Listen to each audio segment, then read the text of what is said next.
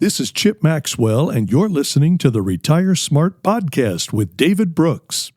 How will tariffs affect me, and when would I start to feel that change in my wallet?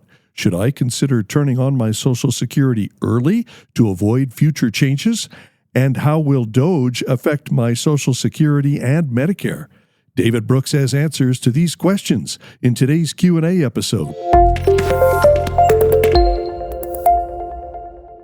Into the Q&A we go. David, the next few shows, we're going to be cycling through the questions that came in during the State of the Market address. Now, we're going to go over the three that we went over at the event. There are about 24 more. We couldn't do them all that day. But as we told folks that day, your question will not go to waste. We'll use it on the radio. So here we go. Tariffs, David. How will tariffs affect me, and when would I start to feel that change in my wallet? Well, you're already seeing it. So you have to understand is what's happening is companies increase their CapEx expenditures the minute the election happened, knowing these tariffs were coming. They bought supplies in.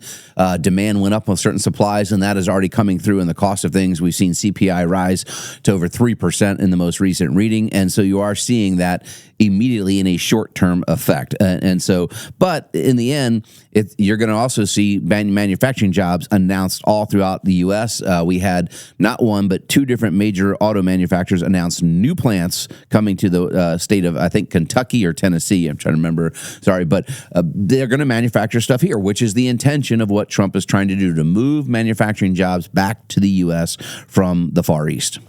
There was a lot of discussion, David, by you and Jeff Bush about the Social Security system. So not surprisingly, we got a question on Social Security. Should I consider turning on my Social Security early to avoid future changes? What changes can I expect? And I think Jeff and I basically both had the very same answer. No, most likely. Now, there are certain circumstances, yes, it may make sense to turn it on at 62, but for about 93% of the people, when we run analysis, which we'll do for you, complimentary if you want, we actually are going to tell you to wait to at least what's called FRA age, full retirement age. The reason is there's no political will, Republicans, Democrats, the independents, to cut somebody who's already on the benefit or this close to, say, taking it.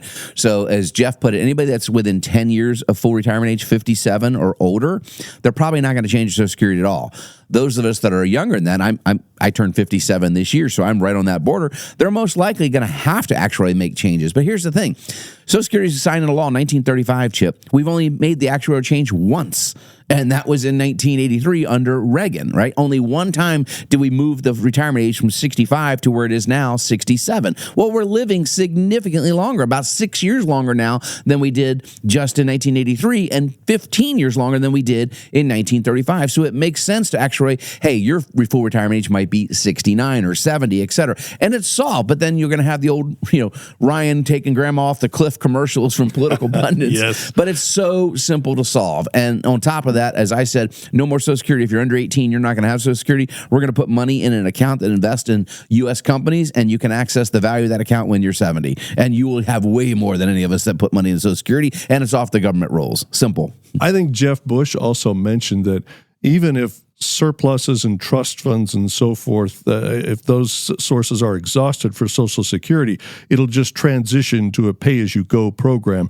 It might be knocked down 15 or 20% the benefit, but it's never going to completely go away. Correct. The budgeting right now shows that you'd have to take about a 17% clip to the check that you get. So they would reduce your check by 17%. And I will tell you, we actually model inside. We don't really even show this to clients. We don't want to worry unnecessarily, but we model it in most of our income planning.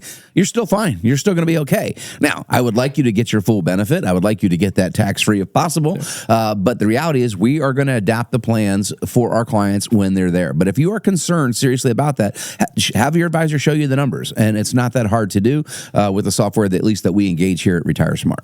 Well, here comes DOGE again, David, the Department of Government Efficiency. That surfaced in the presentation and in the Q&A at the State of the Market address.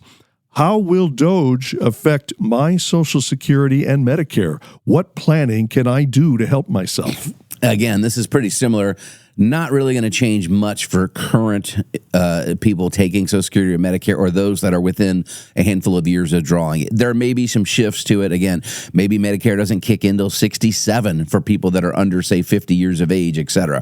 There are ways to solve all these problems with simple logic and reasoning, but that's not how a truly partisan setup in the political front we have today works. But all these problems can be solved, and that's why I think if DOGE gets to work and cuts and guts the government down, we'll be able to get down and see with transparency the budgets on these line items, et cetera. And we're currently up to about $130 billion saved, at least from the website, and you can, DOGE is on there. It's people are like, we need transparency. Go check it out. The numbers are all published where the savings are, and they've just started, Chip, just gotten started. So I believe that anybody that's within 5 to 7 years of drawing either one of these benefits, you probably have nothing to worry about or fear.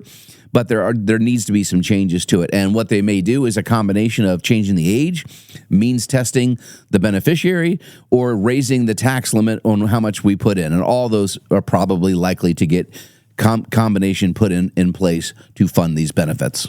So the similar refrain I hear from both of those last two questions is don't panic. Don't do anything rash. No, and don't make a mistake of turning your benefit on early just because you are panicking and reading some on social media. It's a 30% cut for the rest of your life. I mean, and sadly, and now again, this is not normally our client, but 52% of Americans, it's basically the only income they get in retirement. Ooh, that's not a good place to be. No, and so listen, I don't care if you're 5 years from retirement or 15 or 30 years from retirement. Start saving. It's on you. It's your responsibility to start investing for your future, and we can help you understand how to do that. But anyway, it's a sad reality that so many people that this is their sole check, but that is the reality. And so we certainly want to we're the richest nation in the world. We have an economy that can just outdo anybody. We need to have these benefits secured in a way that at least gives us some sort of safety net, but it's got to be within reason too. We have so much abuse and waste within the system, and that's where people get really upset.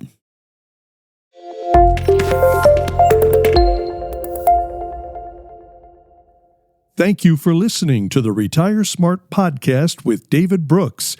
If you want to learn how to generate lifetime income, reduce your tax bill, and maintain your lifestyle in retirement, visit retiresmartpodcast.com. And make sure to subscribe to keep up with new episodes every week.